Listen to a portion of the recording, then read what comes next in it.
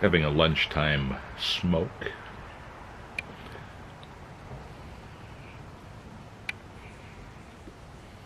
Back to work now about 2 weeks.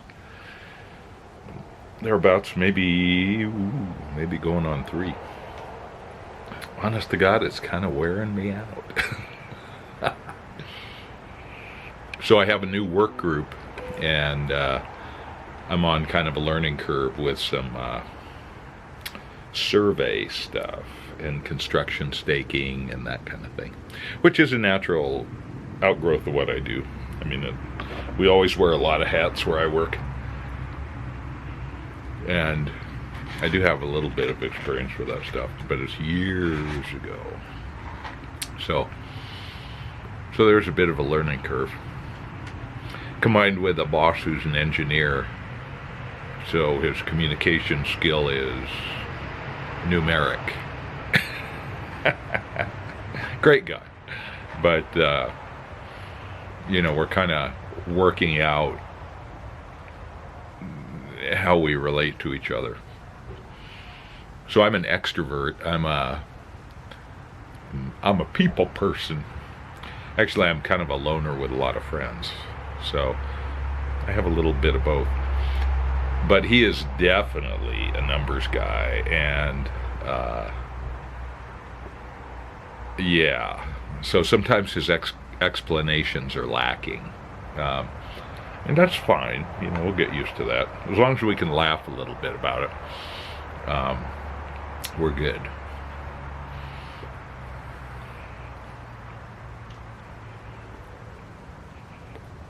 So I was reading an article in the Atlantic magazine about how work relationships are changing with this COVID thing. When you work at home, many of our casual relationships that are more than just like saying hi to the checker at the grocery store are work related.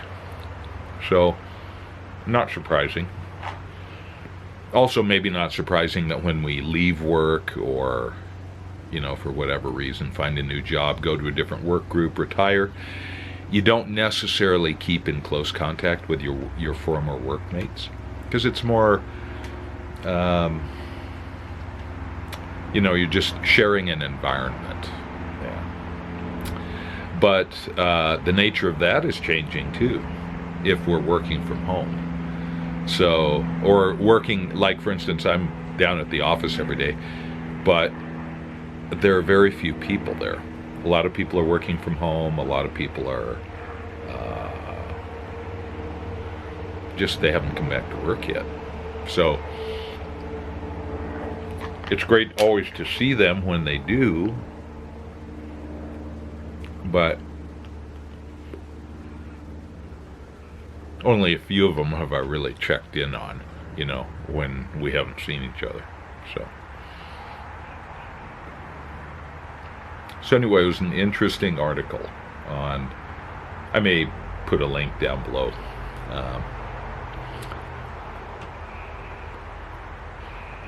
And of course, those affairs that happen, and I don't want to know, at work, well, the opportunity is just not there as much now. So, so that could change too.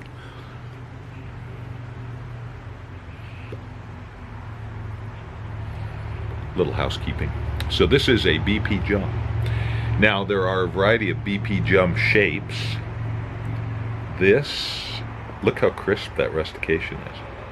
And then the stamping is just really crisp. And it's got this sort of rounded thing going. Sometimes they're a little more square feeling somehow. I don't know, nice bent shape, nice big saddle bit. So,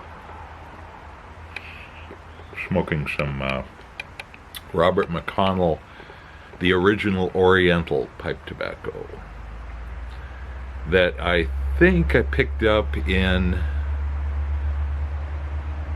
Stockholm when I was there last, or maybe Oslo. Gosh, I don't remember.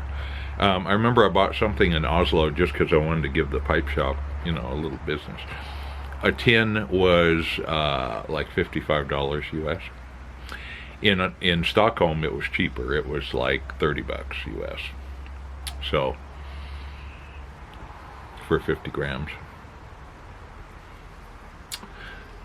And I wanted to like it originally when I got it, but I kind of didn't. It was a little raw.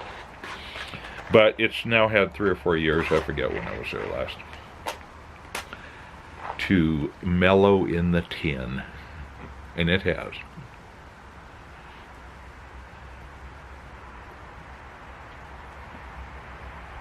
So now it's a nice smoke. So anyway, all of our relationships with other people are relationships. I guess you could say by definition, it's a relationship. Whether it's with the postmistress, with the down at the post office, at the cop who stops you because you're speeding, because everybody seems to be speeding out there for some reason. Your workmates, your significant other, your best friends, they're all relationships. So I think it's useful to look at them in that light, that they are in fact relationships. And what are the dynamics of those relationships, So, just for instance, one of my workmates was out having a cigarette. I was walking home through the woods, passed by, and he just was like a terrier on a rat. And I was the rat. And he just had to talk about, this political thing or that political thing and masks and blah, blah, blah. And it was just like, whoa. So that relationship is changing because, honestly, sometimes you just cannot have a realistic, reasonable discussion with somebody about a topic. And when that happens, sometimes it's just best to back away and say, whoa, I'm not going to engage in that. You can have your opinion, that's fine. I'll have mine, and I hope we can share those opinions at some point and discuss the pros and cons of each. But at this point, there is no value in doing that because there's no sharing. It's just exposition, there's no listening on the other side. And that can happen in any relationship, hopefully not in your primary relationship or even your boss-worker relationship. That's pretty bad. I'm having trouble keeping this lit. I'm going to use a lighter.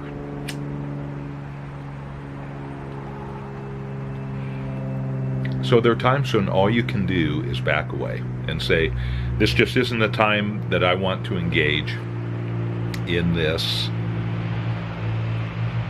It's not a conversation. A conversation is two-way. It is an exposition of opinion.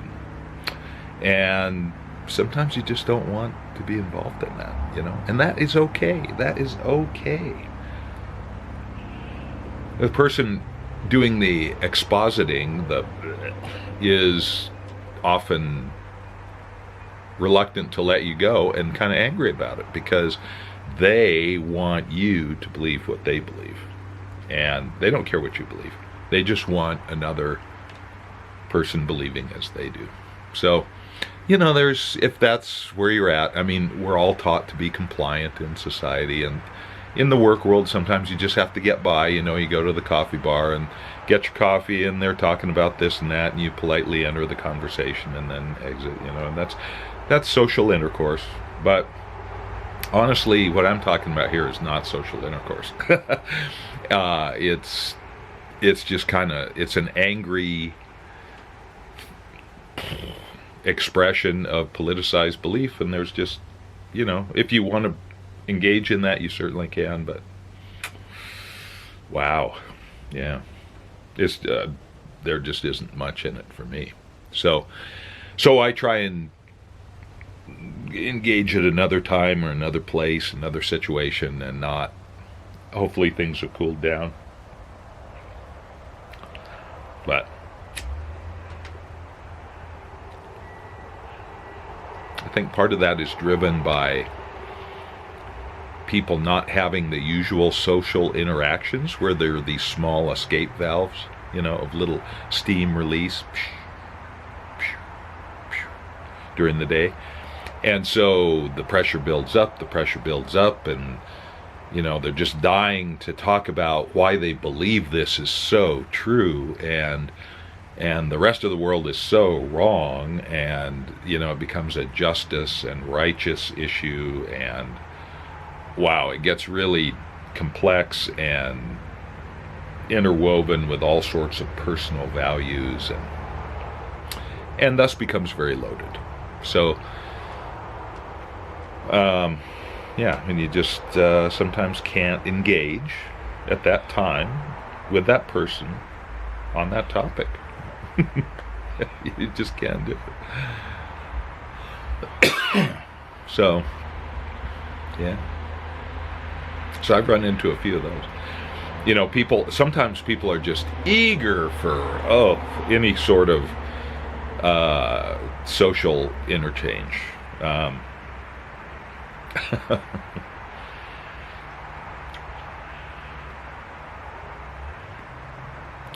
Just being out and about in the field doing some work, I run into neighbors or whatever and explain what I'm doing and so forth, and wow, they're just so eager for the nourishment that comes from interpersonal exchange.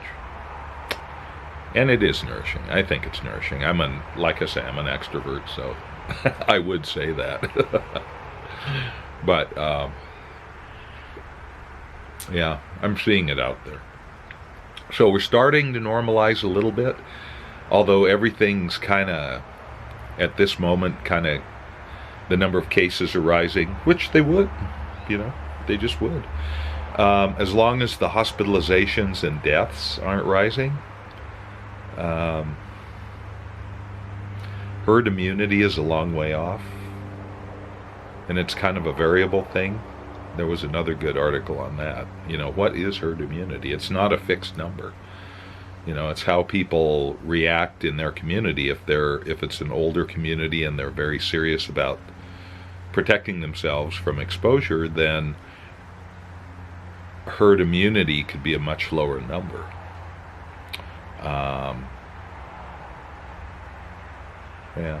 So I don't know. We'll see how this all shapes up.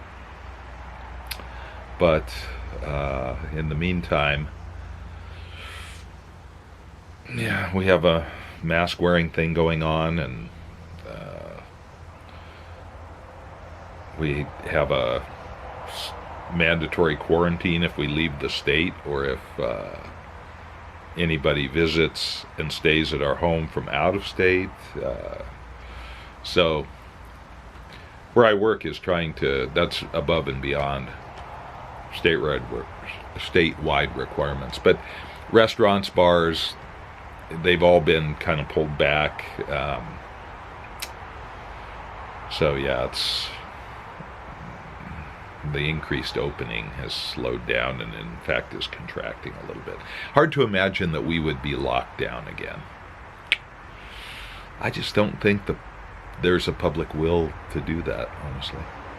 So I just don't think it's going to happen, which makes it even more important that if you feel like you are at risk, then you need to be responsible for yourself.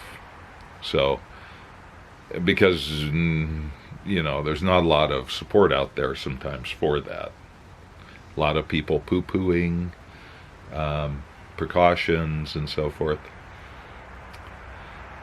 So we're just a little tale, I guess. I mean, I haven't known but a couple of people who have actually tested positive. One was virtually asymptomatic. The other had some symptoms. I saw the other one the other day. She said she's young, 31, 32 maybe, plump and rosy cheeked, and just the picture of health, and always has been. But she did contract it, COVID, and was away at home for quite a while. So I said, "Hey, how you doing?" She said, "Well, I'm back to work. I'm I can't share the virus. I'm done with that. I test negative." But she said, before I could hike 10 miles. I ran the dogs all the time. We went jeeping. We had a great time. Now I walk the length of my house and back, and I am so winded I have to sit down. And that's 3 months after she contracted it. She's on an inhaler every 4 hours. So hopefully she will recover. But it is not the quick recovery that we sort of all expect. And she's young. And healthy. She didn't have any comorbidities, other than being a little overweight maybe. But, so there's a cautionary tale there. I think because a lot of people don't know anybody who's gotten sick. They know secondhand, and they'll, like I know one of my coworkers said, "Oh yeah, there was a neighbor of mine down, lived 10 miles away who got sick," and, but we don't oftentimes certainly know anybody who died unless it's through the media. So, of course, that's all fake news. But, it just seems like we're tired of being locked down, we're tired of masks, we're tired of precautions, and we don't know anybody who's really gotten sick. So, it's like, it's easy to say, well, this is all overblown. But then you meet somebody who did get sick, and they're still quite impacted by it. And they're quite young. They aren't who we thought was going to get sick. It's kind of like, oh, okay. So, that's what it took for me.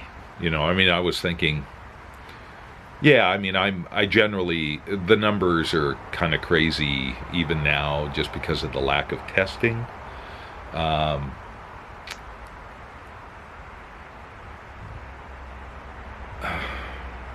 Still incredible. And we still don't have a really good antibody test, I don't think, from what I've read. So, thus we don't have good testing. We just don't. So the numbers are kind of screwy, People say, well, it could be 10 to 20 times. There are other people on the other side who say, oh, the numbers are so overblown, Again, it's like, what do you believe? All news seems to have equal weight for different people, and there's a lot more of it, and it's all conflicting. So it's hard to know what to believe, and we just don't have a real consensus on it, of course. I think that's not news to anybody, but my own experience is, people do get sick, and they do have lasting symptoms, and that has been borne out in some of the reports too. So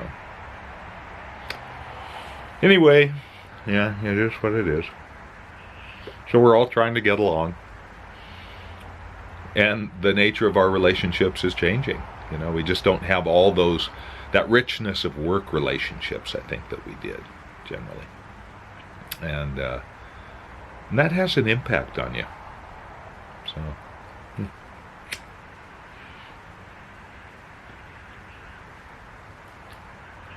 plus, just briefly, when you're stuck at home with your significant other, and now you have to spend 24 hours a day, 7 days a week, with that person, it brings up the topic of, can a single person be your all and only?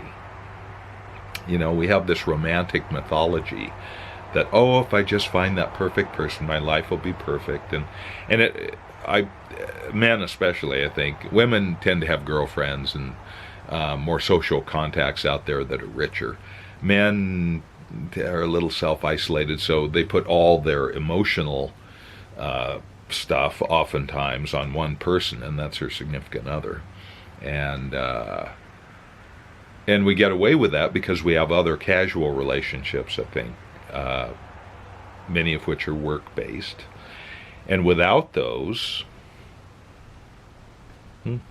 yeah, put a lot more pressure on that primary relationship. So we'll see what the fallout is on that. Hopefully more solid and beautiful relationships, right? Let's hope so.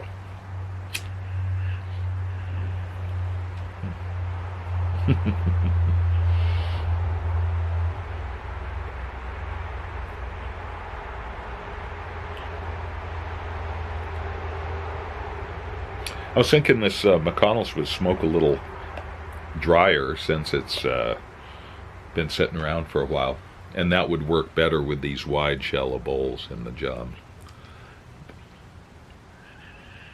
But I'm just talking too much, I guess. Anyway, it's a beautiful summer day. So, yeah. Gonna have to head back to work. I can't look at my wristwatch because I can't get a battery for it because the usual places, a lot of places have closed for good, jewelry shops and so forth that would do it. And then Walmart, what we have, our Kroger grocery store, Fred Meyer up here, their jewelry department isn't replacing watch batteries due to COVID-19. Well, really? So, I have tried, you know, sometimes getting into your watch can be kind of difficult. So I may just end up buying a new watch. I like to use what I have fully. You know, buy something good, use it a lot or forever, and then only replace it as needed rather than some kind of disposable thing. So,